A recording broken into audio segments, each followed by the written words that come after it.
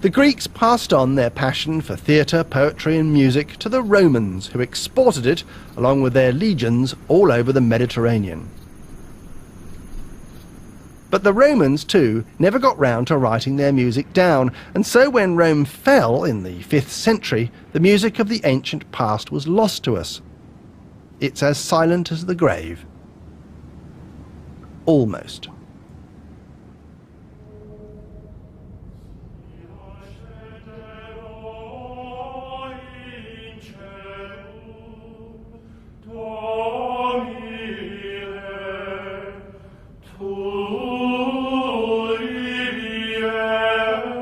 Our one remaining link to the music of the late Roman world is Christian plain chant, which dates from at least the 3rd century AD. The singing of chant has always been central to Christian worship.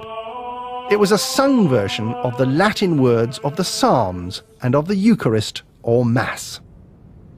It's by default often been described as Gregorian chant after Pope Gregory the Great, who was Pope at the end of the 6th century.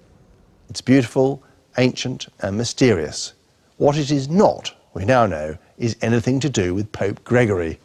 This is one of the worst branding mistakes in cultural history. It would be like discovering the Wellington boot had nothing to do with the Duke, or that the Earl of Sandwich had nothing to do with the BLT.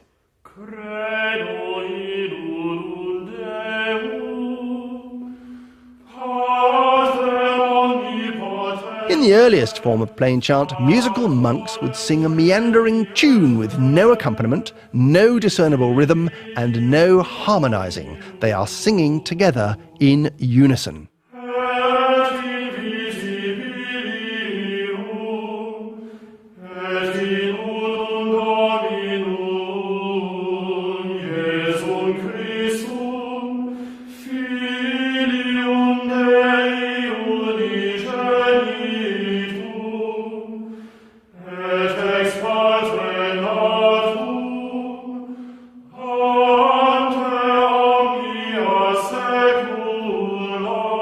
Plain chant stayed the same for centuries. But then, sometime before the 8th century, someone somewhere had the bright idea of adding some young lads to the choir.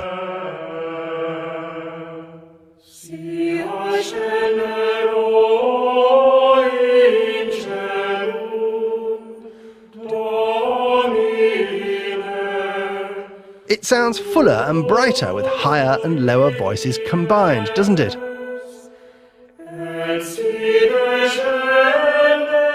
The boys sang an octave higher than the men. It's called an octave because in church music at the time there were only 8 notes to choose from.